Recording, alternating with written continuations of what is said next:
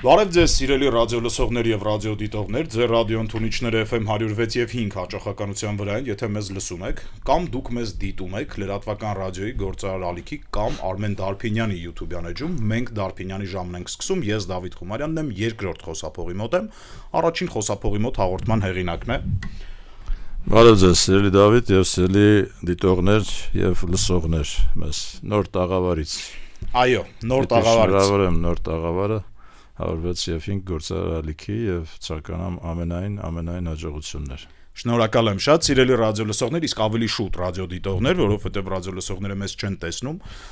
Մենք նոր ենք փորձարկում այս տաղավարը եւ ես ուզում եմ ձեզնից, ինչպես ասում են մեր քաղաքում, ավել պակաս ներողություն խնդրել, եթե ինչ որ մի բան այնքան էլ շիտակ չլինի, մենք մի փոքր ժամանակ հետո ել ավելի կշտկենք եւ կփորձենք բարելավել որակը։ Ամեն շաբաթ մենք խոսում ենք պարոն Դարփինյանի եւ ամեն շաբաթ իրավիճակը ավելի ու ավելի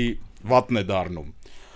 Հիմա կարծես թե դուրսը ավելի վատ է, քան ներսը։ Անցած շաբաթ դեռ ներսը ավելի լավ էր, քան դուրսը։ Դուք ոնց եք տեսնում, որտեղ է ավելի վատ, хорошо там, где нас нет, թե хорошо там, где мы есть։ Դե ես կարծում եմ, որ մենք պիտի արդեն սովորենք եւ սովորություն դառնա մեզ համար, որ մենք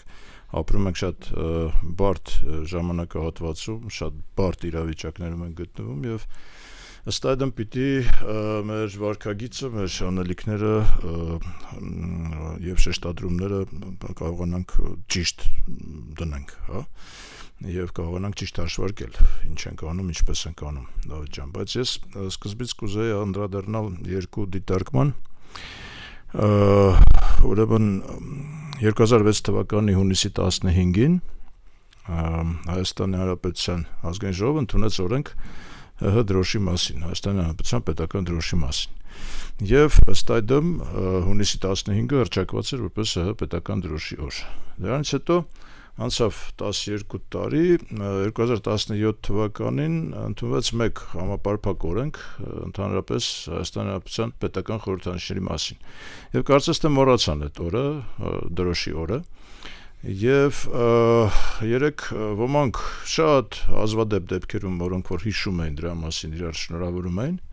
ոմանք էլ հայտնվեցին, որ ասացին, որ այ անգրագետներ ինչպես կարելի է շնորհավորել, քանի որ օրը փոխվել է եւ այլն։ Ես կարծում եմ, որ նախ օրը փոխելն էր կատեգորիկ սխալ եւ ընդհանրացնելն էր նույնպես սխալ, որովհետեւ ինձ որ բնար յուրաքանչյուր շաբաթ կամ կիրակի ես կդարձնեի պետական դրոշի եւ կամ պետական սիմվոլների օր եւ կկարևորեի այդ սիմվոլները, բայց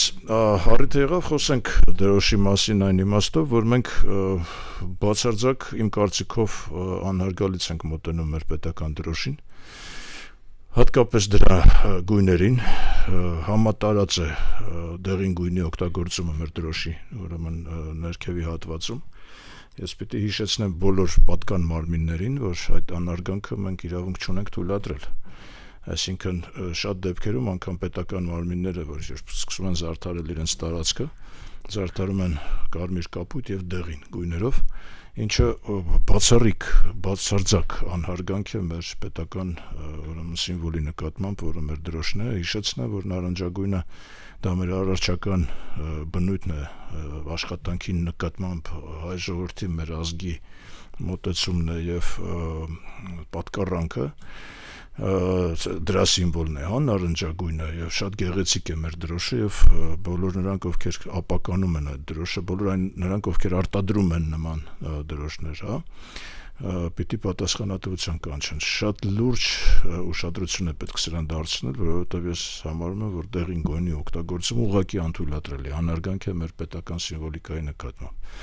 Սա մեկ, երկրորդը ես տարակուսում եմ եւ կարծում եմ, որ շատերը ինձպես թե ինչու մեր երկրում այդպես էլ այդ հզոր ձողի վրա մի հատ դրոշ չունեցանք, հա, մի 60 մետր 30-ի վրա, այնպես ինչպես դա կա հարևան տշնամի Ադրբեջանում, չէ, կոնկրետ, ես պիտի ասեմ Դավիթ ջան, որ 10 թվականին 10 թե 11 թվականին Ադրբեջանը պատվիրեց եւ տեղադրեց Բաքվում աշխարհի ամենաերկար ուրեմն ձողի վրա գտնվող ամենամեծ դրոշը, որը իսկապես 50 քանի մետրը 30 քանի մետրի վրա էր, պատկերացրեք, մի հատ 50 քանի մետրը եւ 30 մետրի վրա, եւ ամենամեծ ձողի վրա, պետք է ասեմ, որ դա թանկ հաճույք է, դա էժան հաճույք չէ, բայց դա արժանի հաճույք է, որովհետեւ ես կարծում եմ, որ որևէ հայ մարդ չէր առարկի, եթե պետական բյուջեից մի քանի տասնյակ միլիոն դոլար ծախսվեր եւ նման մի դրոշ տեղադրվեր, եւ դրանով իսկ մենք կարեւորենք դրոշի, ուրեմն գոյությունը եւ դրոշի նկատմամբ մեր վերաբերմունքը Ես էմիրություններում էլ եմ հայտնում տեսել ուրեմն աշխարհի ամենաբարձր դրոշները Ադրբեջանինն են, Տաջիկստանինը եւ Սաուդյան Արաբիային։ Այո, էմիրություններում եւս կա, այսինքն խոսքը գնում է 160 մետր, 140 մետր, 120 մետր եւ այլն, եւ ըստ նվազման։ Հա, եւ դրանով ես պիտի փաստեմ, որ Ադրբեջանի կողմից 10 թվականին թե 11 չեմ հիշում, դրոշի տեղադրումը իրենց ազգային միասնության համախմբման կարևորագույն գործոն հանդիսացավ, Դավիթ, կարևորագույն։ Հիմա մենք դա համադրենք մեր դեղին գույների հետ եւ անշնորհք փնթի ձևով, ասենք, դրոշի նկատմամբ վերաբերմունքի հետ։ Հա, մինչեւ մենք դրոշի նկատմամբ պատկառանքը չֆիքսենք, մենք իմ կարծիքով չենք հասնի ազգային այն միաբանության, որը մեզ այսօր օդի ու ջրի պես անհրաժեշտ է։ Սա շատ կարևոր է եւ իհարկե այդ ինչ ասեմ, ոչ խելամիտ որոշումը, որը կայացվել է 17 թվականին ամփոփելով մեկ օրենքի մեջ պետական սիմվոլները, պիտի չեղարկել եւ ամեն մի սիմվոլի համար առանձին օրենք, առանձին օր, առանձին սիմվոլիկայի նկատմամբ պատկառանք ցուցաբերել, քանի դեռ մենք այդ ազգային միասնությունը չունենք, դա կարևորագույն գործոն եմ համարում։ Սա առաջի դիտարկումը, որ կուզեի սկսել։ Եվ ուրեմն շնորհավոր պետական դրոշի օրը հունիսի 15-ը։ Երկրորդը, ուրեմն ես սովորաբար մեքենայում ուրեմն միացնում եմ ռադիոն ընդունիչը եւ լսում եմ 106 եւ 5 լրատվական ռադիոն։ Որտեվ համարում եմ, որ շատ ամենավորակյալ եւ ինֆորմացիոն եւ անալիտիկ տեսանկյունից եւ ամենակարևոր աննաչառ ազնիվ եւ ոչ, այսպես ասած, պիտակավորված, հա, ինֆորմացիա, բայց պատահականորեն ուրեմն մատս կպավ տարբեր ուրեմն այդ կետերի եւ 95.8 հաճախականությունում FM հաճախականության վրա թուրքական մուղամներ, թուրքական ուրեմն թուրքերեն ինչ-որ ուրեմն հայտարարություններ, թուրքերեն անալիտիկա եւ այլն, ես չեմ հասկանում մեր պետական ուրեմն համապատասխան մարմինները, ազգային անվտանգությունը, այն մարմինները, որոնք պիտի վերահսկեն մեր հանրային տիրույթը, որտեղ FM-ը կամ AM-ը դա հանրային տիրույթ է, եթե հանրային տիրույթում ես վստահ եմ, որ սա նոր բան չի, սա ասենք տասնամյակներ շարունակվում է, բայց Ձեր թույլտվությամբ ավելացնեմ, պարոն Դարբինյան, որ նաև FM 106 եւ 3 հաճախականությամբ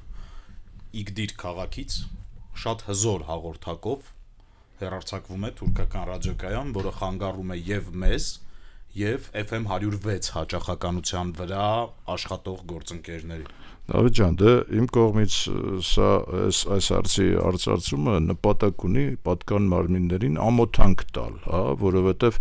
նորից եմ կրկնում, սա նոր բան, նոր երևույթ չէ։ Անկախ Հայաստանի կազմավորման պահից սկսած մեր հանրային տիրույթները ողողված են անհասկանալի, ուրեմն ինֆորմացիոն եւ երաժշտական անհասկանալի բնույթի, թուրքական, կա նաև պարսկական, այսինքն այս տիրույթը անտեր վիճակում է։ Սա, ասենք, պետությունը, որը իրեն հարգող պետությունը չի կարող թույլատրել նման վիճակ, որտեղ սա հանրային տիրույթ է, դա պիտի վերահսկվի համապատասխանաբար, համապատասխանորեն, հասկանում եք։ Ես ուրեմն նորից եմ կրկնում այս հարցի արծարծումը կապված է ամոթանք տալու հետ։ Այսինքն ես ամոթանք եմ տալիս այն մարմիններին, որոնք պարտավոր են վերահսկել մեր հանրային տիրույթը։ Այս երկու դիտարկումից հետո անցնենք օրվա չէ շաբաթվա երևի իրադարձություններին եւ փորձենք գնահատել դրանք։ Ինչը կառանձնացնի առաջին հերթին։ Շատ միգուցե աննկատ անցավ այն տեղեկատվությունը, որ վարչապետ Փաշինյանը պատրաստվում է այցով մեկնել Թուրքիա։ Սա իսկապես բացառիկ երևույթ է մեր իրականության մեջ, մեր պատմության մեջ, պիտի ասեմ ինչու, որովհետև մեկնել են Թուրքիա մեր ղեկավարները, բայց դրանք եղել են առիթներով, Թուրգուտ Օզալը մահացավ, Տեր-Պետրոսյանը գնաց թաղմանը, հիմա ինաուգուրացիայի Էրդողանի ինաուգուրացիայի արարողությանը Փաշինյանը մեկնեց, տարբեր տեսակի միջազգային համաժողովներ են, Սերժ Սարգսյանը գնաց ֆուտբոլ նայելու, միջազգային ինչ-որ իրադարձություններ եւ այլն, բայց որպեսզի այցով Հայաստանի ղեկավարը մեկնի Թուրքիա, նման բան չի եղել, բացառիկ է սա իմ կարծիքով եւ կփորձեմ գուշակել, իմ կարծիքով խոսքը գնալու է սենսացիոն որոշակի իրադարձության մասին, ենթադրում եմ, որ այդ այցի իմաստը կայանում է նրանում, որպեսզի այդ սենսացիան տեղում հայտարարվի, սենսացիան միասին, կարծում եմ, որ դրա մասին, այսինքն հայտարարվի առնվազն դիվանագիտական հարաբերությունների հաստատման կամ մասին կամ դրա գործընթացի սկզբի մասին, իմ կարծիքով այդպես է, որովհետև այսօրվա տարածաշրջանի աշխարհի այս սարսափելի բարդ իրավիճակում կարծում եմ Թուրքիան այդ առիթը չի կորցնի, որպեսզի ցուցադրի ամբողջ աշխարհին, որ ինչպես է ինքը խաղաղասեր կերպով տրամադրված մեր նկատմամբ, իսկ ինչ վերաբերում է մեզ, մենք երկու ձեռքով ուրեմն դա կընդունենք, ավելի ճիշտ մեր այսօրվա իշխանությունները կընդունեն դա, այնպես կարծում եմ, որ այսինքն ես պատրաստում եմ մեր հասարակությանը ռադիո լսողներին եւ դիտողներին, որ առանձնապես չզարմանան, երբ ուրեմն հունիսի 20-ին հայտարարվեց դա այդպես մեր վարչապետի այցի ընթացքում իրականացվի այդ իմ կարծիքով սենսացիոն բնույթի հայտարարությունը, բայց սրա հետ կապված նաև հիշատակեմ Հիկմետ Հաջիևին, որը Ադրբեջանի նախագահի խորհրդականն է, մի հայտարարությամբ հանդես եկավ, ասաց այս հայերը շատ զարմանում եմ ինչ են վախենում այդ կորիդոր բառից էլի, որովհետև ասաց մենք կոպան այդ կոմունիկացիոն ճանապարհին ասում ենք կորիդոր, ոչ միայն, ասաց ամբողջ Ադրբեջանը, լսեք, ասաց ամբողջ մեր տարածքը կորիդոր է, եւ մենք դրանով վպարտանում ենք, ուրախանում ենք, այս հայերն չեն վախենում այդ կորիդորից, էլի ասաց միամիտ հարց է տալիս, ես պիտի Հաջիևին հայտարարեմ, որ մենք չենք վախենում կորիդոր բառից եւ ընդհանրապես կորիդորից չենք վախենում, մեր ընդհանրապես ազգային շահը կայանում է նրանում, որ Իրանի հետ մենք պիտի ոչ միայն ընդհանուր սահման ունենանք, այլ նաև հարավ-հյուսիս կոմունիկացիոն ամենագործուն իրավիճակը պիտի ունենանք, այսինքն ուրեմն այնքանով, ինչքանով ցանկացած ճանապարհ չի խանգարելու այդ կոմունիկացիային, մենք դրան կողմ ենք եւ կողմ ենք լինելու։ Հիմա շատերը այս իսրայելա-իրանական վերջին արդեն սկսված պատերազմի կապակցությամբ գուժում են, այսպես ասած, որ սա շատ բարդ է իրավիճակ եւ այլն, կարող է Ադրբեջանը օգտվել Թուրքիայի հետ միասին ուժային կերպով այդ կորիդորը վերցնել եւ այլն։ Իմ կարծիքով այդ մտավախությունները ավելորդ են եւ բացարձակ հիմք չունեն, որովհետեւ այն ինչ որ մենք պատրաստ ենք տալ առանց պատերազմի, ինչու պիտի պատերազմով իզուրտեղը ագրեսորի, այսպես ասած, իրենք ամբավ ձեռք բերեն, առավել եւս որ նորից եմ կրկնում, Թուրքիան այսօր անում է եւ անելու է ամեն ինչ, որպեսզի տարածաշրջանում որպես տեր ու տիրական, որտեվ այսօր Թուրքիան իսկապես հանդես է գալիս որպես տեր ու տիրական, նրանք վերցրեցին ամբողջ վերահսկողությունը Սիրիայի նկատմամբ, այդ տեր ու տիրականի ֆունկցիայի նկատմամբ որևէ առարկություն չունի հավաքական արևմուտքը եւ Միացյալ Նահանգները, դրա հետ համակերպվել է արդեն Ռուսաստանը իմ կարծիքով եւ այն ինչ որ նրանք կարող են վերցնել ուրեմն սիրով, համերաշխությամբ եւ մեր համաձայնությամբ իրենք երբևիցե չեն փորձի դա ուժով վերցնել, որտեղ դա արդեն կհակասի իրենց այսօրվա դիրքավորմանը, իրենք դիրքավորում են իրենց որպես ցիվիլ, խաղաղասեր, այսպես ասած, դեպի համագործակցություն, ռեգիոնալ եւ այլն, այսա հիմա գանք պատերազմին, իսրայելա-իրանական պատերազմին եւ տարբեր դերակատարների, այսպես ասած, արձագանքին այդ պատերազմի փաստի վրա Պիտի ասեմ, որ պատերազմի պատրվակ հանդես եկավ այդ միջուկային ծրագիրը Իրանի, որը ոչ մի կերպ չեն կարողանում համաձայնեցնել, եւ Իրանը այստեղ իրավացի է, որովհետեւ իրենք ասում են մենք պատրաստ ենք տալ բոլոր երաշխիքները եւ վերահսկողության հնարավորությունները, որ մենք չենք ստեղծելու միջուկային ռումբ, բայց դուք չեք կարող, աշխարհը չի կարող եւ արևմուտքը չի կարող մեզ արգելել զբաղվել գիտությամբ եւ միջուկային գիտությունը զարգացնել, դրա ոչ ոք չի կարող արգելել։ Սա Իրանի դիրքորոշումն է եւ պիտի ասեմ, որ իսրայելական մի քանի հուշկու հարվածներից հետո այդ դիրքորոշումը շատ ավելի ամրացավ, այսպես ասած, իրենք պատրաստ են այսօր ստորագրել ցանկացած փաստաթուղթ, որտեղ կլինի հրաժարում ընդհանրապես այդ ատոմային ռումբի ուրեմն նախապատրաստման հետ կապված բոլոր հարցերից, բոլոր գործողություններից հրաժարում, իրենք պատրաստ են, իրենք դրա մասին արդեն հայտարարեցին, բայց դա միայն պատրվակ էր իսրայելական հարձակման եւ Միացյալ Նահանգների Իսրայելի, այսպես ասած, մեջքի հետևում պինդ կանգնած լինել։ Բուն պատճառը իմ կարծիքով կայանում է նրանում, որ այնուամենայնիվ Միացյալ Նահանգները հակված են, միտված են, նպատակադրված են հեղաշրջում իրականացնել Իրանում եւ փոխել իշխանությունը, որովհետեւ հատկապես այն պարագայում, երբ նրանք կարծես համաձայնվել են եւ կարծես թե իրավիճակը գնում է այն ուղղությամբ, որ Թուրքիան դառնում է տարածաշրջանային մոնստր, այսինքն մի երկիր, որը տիրապետում է բոլոր լծակներին այս տարածաշրջանում, Միացյալ Նահանգների համար ես կարծում եմ առավել կոմֆորտային կլիներ, որ լիներ նաև որպես հակակշիռ Իրանը, որը լիներ Միացյալ Նահանգների որոշ չափով պարտներ, որոշ չափով վերահսկողության ներքո, որը հակակշռեր Թուրքիայի այս հզորացող ազդեցությանը ռեգիոնում, որովհետև այնուամենայնիվ եւ պատմականորեն մենակ մենք չէ, որ առնչվել ենք թուրքերի հետ, էլի նրանք բոլորը ովքեր առնչվել են, ովքեր պատմությունը գիտեն, նրանք գիտեն, որ թուրքերը բավական այսպես ագրեսիվ բան ունեն, էլի վարքագիծ ունեն եւ եթե պատկերավոր ասած մատը տալիս ես, իրենք ասենք մինչև ձեռքը տեն գցում, այո, մինչև արմունք հասնում են, էլի եւ կարողանում են վերցնել։ Հիմա իմ կարծիքով Միացյալ Նահանգների եւ Իսրայելի ավելի շատ Միացյալ Նահանգների, քան Իսրայելի նպատակը այս պատերազմում հասնել իշխանապողության ավելի ճիշտ ուղղակի հեղաշրջման։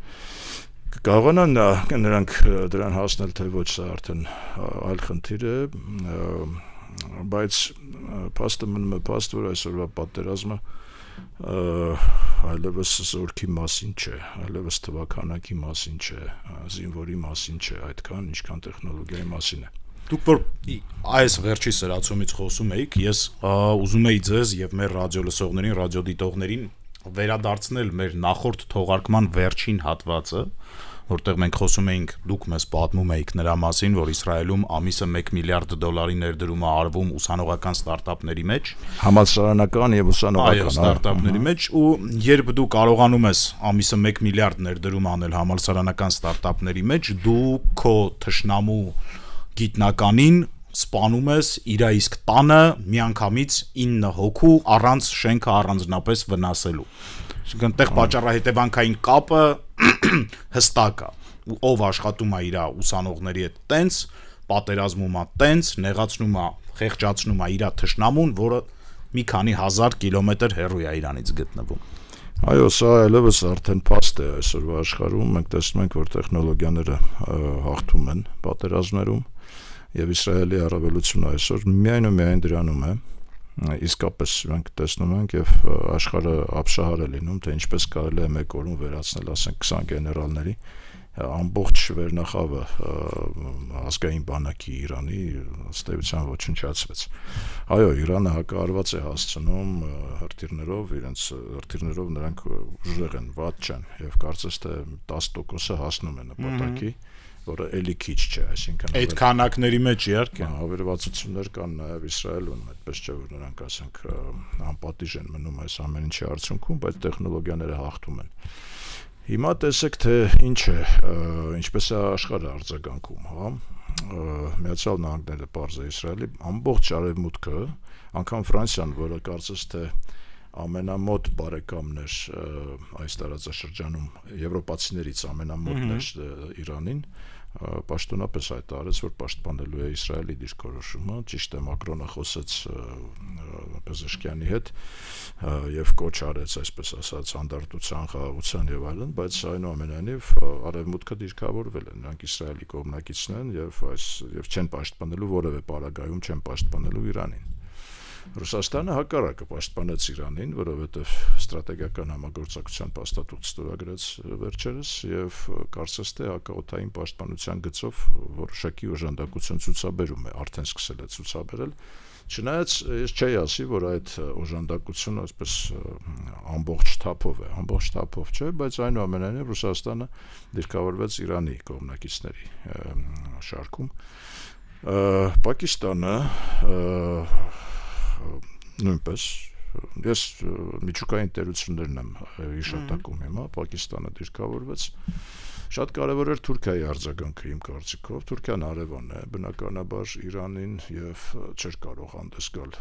Իրանի դիրքորոշման դեմ, գումարած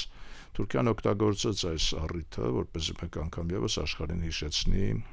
Իսրայելի կողմից գործած գենոցիդալ գործողությունները Գազայի հատվածում արաբների նկատմամբ։ Թուրքիան սրանով իսկ մեկ անգամ եւս արաբական աշխարհը փորձում է դեպի իրեն բերել, դեպի իր շահերը սպասարկելուն բերել եւ սա նույնպես թելադրված է աշխարհակաղակական շահերով։ Մեր դիրքորոշումը իմ կարծիքով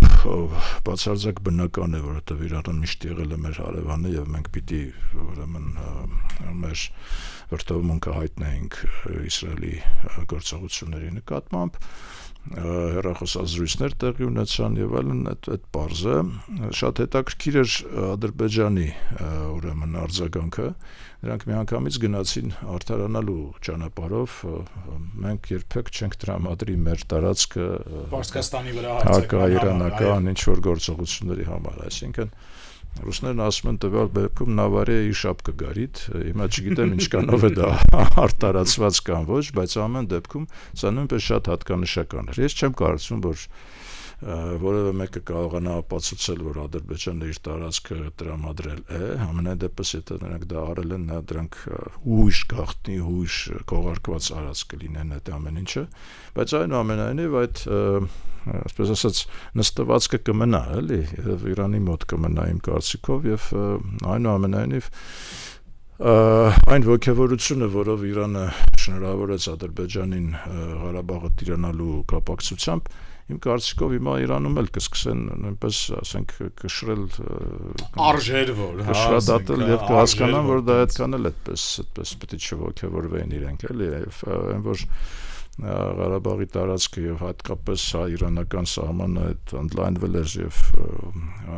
եւ անվտանգ էր, դրանով իսկ անվտանգ էր Իրանի համար, հիմա այդ անվտանգությունը իրենք չեն զգում։ Եվ իմ կարծիքով մեծ հարցական կդնեն իրենց վարքագծի նկատմամբ, որը մեր համար իմ կարծիքով դրական է եւ շատ լավ է։ Տեսնենք ինչով կավարտվի, իմ կարծիքով արդեն կարելի է փաստել, որ հիմնական նպատակին, այսպես ասած, միջուկային այդ խնդրի լուծմանը կարծես թե Իսրայելը հասավ եւ Իրանը մեկ անգամ չէ որ հայտարարեց, որ պատրաստ է ստորագրել ցանկացած փաստաթուղթ, որտեղ այդ արգելքը կլինի, թե ինչքանով կհաջողվի հեղաշրջում իրականացնել, ես չեմ կարող այս պահին ասել, ամենայն դեպս քներումս պահենք, որ Միացյալ Նահանգների համար կարևորագույն խնդիրը այս պահին դա է Իրանի նկատմամբ։ Երբ էսկալացիան կիջնի, պարոն Դարբինյանը ձեզ։ Դե հիմա բոլորը ֆազան էլի ավարտվի։ Բոլորը կոչերով հանդես եկան արդեն բոլոր կողմերին, իմ կարծիքով առաջին հերթին deal maker-ը պարոն Թրամփը, որը երկու կողմերի ասած կարծես դե պետք է ասած մի քիչ էս բանը խժդժությունները լինեին, որ հետո գան համաձայնության, ասած ես կարծում եմ, որ արդեն պահը եկել է, դա նշանակում է, որ Միացյալ Նահանգներից է կախված այս պահի դրությամբ, երբ կկանխվի եւ կկանխվի արդյոք պատերազմը։ Ես կարծում եմ, որ կկանխվի մի դեպքում, երբ Միացյալ Նահանգները վստահ լինեն, որ հեղաշրջում իրականացնել այս պահին հնարավոր չէ։ Եթե նրանք վստահ լինեն, որ հնարավոր է, իրենք կշարունակեն պատերազմը մինչև հեղաշրջում, որովհետեւ Միացյալ Նահանգների իմունային, այսպես ասած, հետաքրքրությունը կայանում է Իրանում հեղաշրջում իրականացնել եւ քաղաքացիական հասարակությանը առաջ բերել, դեմոկրատական, այսպես ասած, ռեֆորմներ իրականացնել եւ սա է նպատակը։ Այսինքն կկանգնվի պատերազմը միայն այն դեպքում, երբ վստահ լինեն, որ այս պահին դա հնարավոր չէ։ Դուք նկատեցիք, որ Նեթանյահուն Պարսկաստանի ժողովրդի համար անգլալեզու ելույթ ունեցավ։ Այո, երկե, եւ դա նույն ուղղությամբ էր, ասում եմ մենք ձեր դեմ չենք, դուք սմոլաների ձեռը կրակն եք ընկել եւ այլն, եթե դուք ուրեմն դուրս գաք փողոց եւ ձեր իշխանությունները հեղաշրջեք, այսպես ասած, եւ վերցնեք իշխանությունը, մենք ձեզ բարեկամ երկիր ենք, ամեն ինչ կանենք ձեզ համար եւ այլն, բայց դա հնարավոր չէ, դա նույն բանն է, որ Ալիևը մեզ հիմա կոչ անի, ասենք, դա հնարավոր չէ հասարակության մեջ, եթե անգամ նրանք հակված են հեղափոխության, այսպես ասած, ներսում նրանք բանի Նեթանյահուի կոչը միայն հակառակ ուղղությամբ կազդի, էլի, այդ ոնց որ դե մենք վերադառնում ենք խոսակցությանը բանի մասին, Բրոդսկու եւ բան, դեպի կոլխոզներին, այո, Ալլահ շուքյուրի ուրեմն հորդորներին, որոնք իմիջիայլոց շարունակվեցին այս ընթացքում Ալլահ շուքյուրը մեկ անգամ եւս այլվել ճիշտ ավելի կոնկրետացրեց իր հայտարարությունը, ասելով, որ հայ առաքելական եկեղեցին, տեսեք ինչ ասում Ալլահ շուքյուրը, հայ առաքելական եկեղեցին ուրեմն ժողովրդին տանում է դեպի աղետ, հայ ժողովրդին տանում է դեպի աղետ, հա։ Նորից, եթե Ալլահ շուքյուրը այդպես ասում, մենք պիտի կանգնենք եկեղեցու կողքին, սա միանշանակ է։ Հիմա պիտի գոհունակությունս հայտնեմ այն առիթով, որ կարծես ես ուրեմն վարչապետ կաթողիկոս կառավարություն եկեղեցիս բանը, այս հրաձգությունը կարծես թե ինչ որ չափով դադարել է կամ պասիվացել է, միգուցե դա կապված է ռեգիոնալ այս իրադարձությունների հետ, միգուցե կապված է նաև Փաշինյանի առաջիկայում կատարվելիք այցի հետ, որովհետև այդ այցը եւ դրա արդյունքները իմ կարծիքով շատ ավելի կարեւոր են, քան ցանկացած խժդժություններ այստեղ ներսում։ Բայց ամեն բարագայում պիտի ասեմ, որ հանդես եկավ Պորսո հայոց պատրիարքը, ուրեմն Մաշալյանը, Սահակ Մաշալյանը, որին ոմանք ուրեմն արդեն կարգել էին հաջորդ կաթողիկոս կարծես թե որպես թուրքապատակ ուրեմն Փաշինյանի տեխնացուն են, հա, բայց պիտի ասեմ, որ շատ արժանապատիվ ելույթ ունեցավ պարոն Մաշալյանը, արքիեպիսկոպոսը, ասելով, որ ուրեմն հայ առաքելական եկեղեցին ունի վեհապար, ուրեմն եւ միահամուռ է լինելու այս պայքարում, բայց ինչն է շատ հատկանշել կան Դավիթ, ամենաանկեղծը ըստ էության եկեղեցականներից նա հանդես եկավ, որտեղ նա ասաց, որ այս ամեն ինչը քաղաքական ենթատեքստ ունի, պարզ ասաց, որևէ մեկը մեր եկեղեցականներից եւ կառավարության ներկայացուցիչներից դա չէր փաստում։ Դա փաստել եմ միայն ես այս հարթակում։ Հիմա Սահակ Մաշալյանը փաստեց, այսինքն հաստատեց այն, ինչ որ ես էի ասում, սա ամբողջապես ունի քաղաքական մոտիվ, մոտիվացիա եւ ավելին Մաշալյանն ասաց, որ մենք կսպասենք 2026 թվականի հայաստանյան ընտրություններին եւ նորից առաջինը եկեղեցականներից, ամենայն դեպս ես ավելի շուտ չեմ նկատել, հայտարարեց, որ արդեն կաթողիկոսը ուրեմն հրավերք է ուղարկել 2026 թվականին եկեղեցական հայաստանյան ժողով իրականացնել։ Դա նշանակում է, որ ժողովը քննարկելու է բնականաբար այս բոլոր խնդիրները։ Ստեղծված իրավիճակը, այո։ Այդ թվում նաև այն ուրեմն արգումենտները, որոնք բերվում են եկեղեցու դեմ հիմա, իմ կարծիքով դա ազնիվ եւ անկեղծ խոսակցություն պիտի լինի եւ շատ լավ է եւ շատ դրական է, որ այդ եկեղեցական ժողովը կա, ես ակնկալում եմ, որ ժողովի ընթացքում կքննարկվեն այդ թվում նաեւ այս կուսակրոնության թեմաները, դրա խախտման թեմաները եւ ընդհանրապես կարող է դրա արդյունքում վերջապես եկեղեցին գա նրան, որ կուսակրոնության այդ ուխտը ուրեմն հաղթահարվի եւ ընդհանրապես դրա մասին չխոսենք, բայց դրա հետ մեկտեղ դրան զուգահեռ նաև պիտի ասեմ, որ վարչապետը եւ պետական ներկայացուցիչները հասկանալով, որ պետությունը չի կարող խառնվել եկեղեցու գործերին, հանդես են գալիս, փորձում են հանդես գալ որպես ոչ թե պետական այրեր, այլ մասնավոր այրեր։ Ես պիտի ասեմ, որ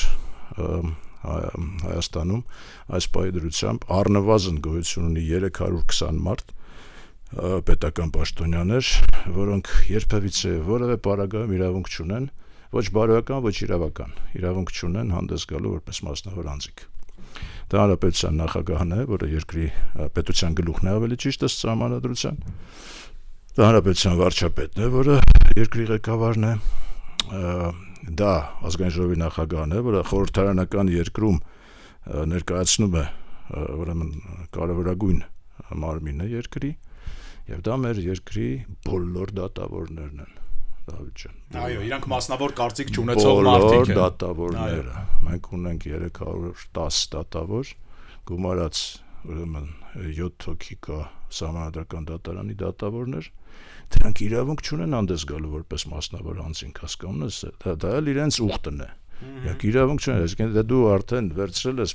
պետությունը ներկայացնելու պարտավորություն, դու իրավունք չունես պետության անունից որոշում կայացնելու պարտավորություն։ Ոչ միայն չէ, դու քո անձը այլևս մասնավոր անձ չէ։ Ես չես ավելին ասեմ։ Ես արդեն հեռավոր ժամանակներից այլևս նախկին վարչապետ եմ, 27 տարի է անցել արդեն, 28-րդ տարում եմ։ Բայց անգամ հիմա որպես նախկին վարչապետ ես սահմանափակված եմ իմ մասնավոր անձ խոսք ասելուց մասնավոր անձ հանդես գալու իմ այդ ազատությունից սահմանափակված եմ, այսինքն անգամ հիմա է գործում։ Պատահական չէ, որ ցիվիլ երկրներում նախկին նախագահներին շարունակում են դիմել պարոն նախագահ, նախկին վարչապետերին շարունակում են դիմել պարոն վարչապետ, դա ինչ է նշանակում։ Անձը ներկայացրել է պետություն, այլևս ներկայացնում է պետություն մշտապես, ցանկացած գործողություն, ցանկացած խոսք, ցանկացած շարժում անպայման ասոցացվում է պետության հետ եւ ուրեմն իմ ու քո հետ, եւ ուրեմն վարչապետը, նախագահը կամ ցանկացած մեկը այդ 320 հոգուց նորից եմ կրկնում 300 դատավոր գումարած 7 սահմանադրական դատարանի դատավորներ 310 ներողություն 310 դատավոր ունենք իմ վերջին պաշտոնական տվյալները կարծես այդպես 310 դատավոր ունենք 300 գումարած 7 սահմանադրական դատարանի դատավորներ եւ նախագահ վարչապետ ազգային ժողովի նախագահ նրանք իրավունք չունեն ուղղակի ոչ մի իրավունք չունեն հանդես գալու որպես մասնավոր անձիկ այնպես որ ուրեմն եկեղեցին թող իր հետևություններն անի պետությունը եւ պետական այրերը թող անեն իրենց հետևությունները եւ կարծես թե նորից եմ կրկնում ուրեմն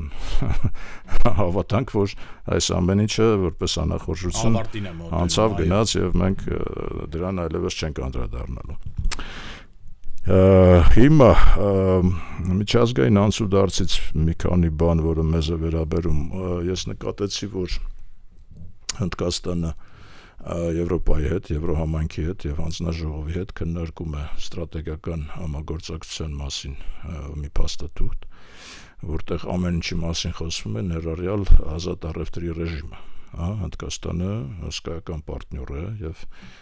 իմ կարծիքով մեր ապագա տնտեսական բարգավաճման կարևորագույն կետն է Հնդկաստանի հետ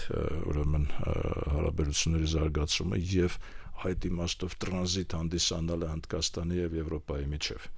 Ինչու է սա մեզ համար կարևոր, որտեղ եթե Հնդկաստանը այսօր բանակցում է եւ իմ կարծիքով հաջողությամբ կպսակվի այդ բանակցությունը եւ դրանք կստորագրեն ազատ առևտրի ռեժիմը Եվրոպայի հետ, իմ կարծիքով մենք այստեղ անելիք ունենք որպես տարանցիկ երկիր, որը առավել բարենպաստ պայմաններ պիտի տրամադրի Հնդկաստանին, հնդկական ապրանքներին, հնդիկներին, ուղղակի հիշատակեմ նաև այն տեղեկատվությունը, որը նույնպես այս ընթացքում մենք ունեցանք Արշակյաններ կարծեմ ազգային ժողովից Հնդկաստանում թե հնդիկների հետ հանդիպման ժամանակ ուրեմն նման հայտ էր ստացել, որ մինչև 40,000 հնդիկ ուսանող պատրաստ են գալու Հայաստան եւ սովորեն։ Ես պետք է ասեմ, որ Հնդկաստանում սարսափելի մեծ դժվարություն կա հնդկական համալսարաններում սովորելու պահանջարկը եւ առաջարկը իրար չեն համապատասխանում անգամներ գերազանցում է այսինքն մեկ տեղի վրա այնտեղ հազարավոր մարդիկ են փորձում ընդունվել համալսարաններ եւ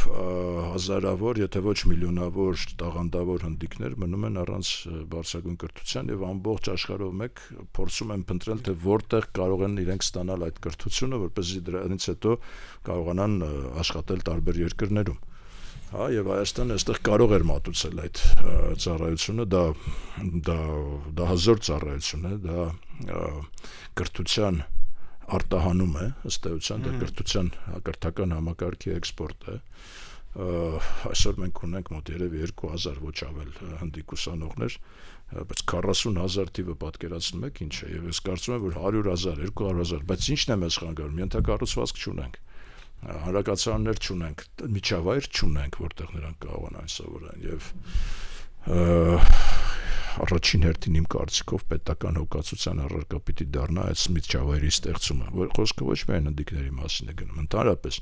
կրթության արտահանումը դա կարևորագույն կետերից մեկն է, որ մենք պիտի կարողանանք իրագործենք եւ պետությունը ենթակառուցվածքները պիտի ստեղծի, հա, այստեղ անթիվ անհամար անհասկանալի շենքեր են կառուցվում Երևան քաղաքում, Երևանի ներսում, դա ուղղակի անթույլատրելի է, դրա փոխարեն շենքերը պետական պատվերով պիտի կառուցվեն Երևանից դուրս եւ ստեղծվեն այդ հանրակացարանային պայմանները։ Հիմա խոսում են ակադեմիական քաղաքի մասին։ Ես ուրախացա անկեղծ ասած, որ անցած շաբաթ Nvidia ամերիկյան զորագույն ընկերությունը այդ որոշման մասին հայտարարեց Հայաստանում արհեստական բանականության կենտրոն ըստեյության ֆաբրիկա ստեղծելու, որը հիմնված կլինի մեկ այլ նոր սուպերկոմպյուտերի վրա եւ դրա հզորության, որը ունենալու է մոտ 100 մեգավատի պահանջարկ էլեկտրոէներգիայի, իսկ սա նշանակում է, որ իսկապես խոսքը գնում է հզոր գիտատեխնիկական, գիտահենք ուրեմն մի կենտրոնի մասին, որի տեղակայումը իսկապես պիտի լինի մի առանձին տեղում եւ եթե մենք խոսում ենք ակադեմիական քաղաքի մասին, ապա առաջնահերթության կարգով այդ քաղաքում ակադեմիական մթնոլորտում պիտի տեղակայվեն նոր ստեղծվող ինստիտուցիաները, նոր սուպերկոմպյուտերը իր բոլոր հնարավորություններով, ենթակառուցվածքներով, այստեղ եթե 100 մեգավատ միայն նրանք են կլանելու, դա նշանակում է, որ մենք նաև ատոմակայանի խնդիրը պիտի լուծենք, չէ՞ որ մենք երկար ժամանակ տարբեր տեսակի միջազգային կազմակերպությունները, այդ թվում նաև վալուտային ֆոնդը մեզ համոզում են, որ ձեզ ավել էլեկտրոէներգիա պետք չի, ինչ է կանում, ատոմակայանը ինչ է կանում, հենա դուք նորմալ առանց դրա էլ կարողանում եք յոլա գնել։ Փոքր երկրներին դժվար է ատոմակայան ունենալը, մեզ բախտի բերմամբ մեզ հասել է ինքը։ Իբարք սովետական միությանը եւ այդ հնարավորություններին, բայց հիմա նորից ատոմակայանը մեզ պետք է հզոր ատոմակայան, որովհետև Nvidia-ի այս նախաձեռնությանը պիտի հետևեն մնացած բոլոր նախաձեռնությունները, որոնք անպայման կլանելու են էլեկտրոէներգիայի մեծ ծավալ, եւ մեզ պետք է նաև էլեկտրոէներգիայի արտադրություն, այսինքն առնվազն 600-ից ոչ պակաս մեգավատ հզորությամբ ատոմակայան է պետք, տվյալ պարագայում բացարձակ կարևոր չէ իմ համար, որ երկրի տեխնոլոգիայով, մենք կարող ենք շարունակել եւ ռուսականը, կարող ենք խոսել եւ Միացյալ Նահանգների հետ, կարող ենք խոսել Կորեայի հետ, Ճապոնիայի հետ, Ֆրանսիայի հետ, խնդրեմ, խոսեք, բայց խոսքը գնում է հզոր ատոմակայան ունենալու մասին, այլ ոչ թե այն խոսակցությունները, որոնք մոդուլային, թե մոբիլային, ուրեմն փոքր կայաններ 50 մեգավատանոց չի կարելի, մեզ անհրաժեշտ են։ Եթե մի պրոյեկտի համար 100 մեգավատ է պետք, այսինքն ինչի մասին է խոսքը։ Նմանատիպ գիտահենք ծրագրերի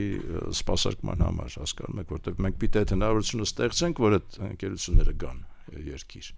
Ես պիտի սա ողջունեմ, կարծում եմ, որ համապատասխան կառավարության համապատասխան ուրեմն պաշտոնյաները մասնակցել են այս ամեն ինչի մեջ եւ իրենց ներդրումն ունեն։ Դա պիտի ողջունենք, որտեղ սա եզակի դեպք է, եզակի երևույթ է, որտեղ Nvidia ընկերությունը, եթե նման մի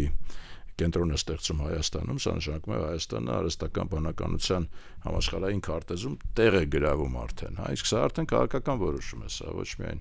տնտեսական կամ գիտական որոշում է։ Իհարկե, այս որոշումը հնարավոր չէր կայացնել, եթե մենք չունենայինք համապատասխան գիտական ներուժ,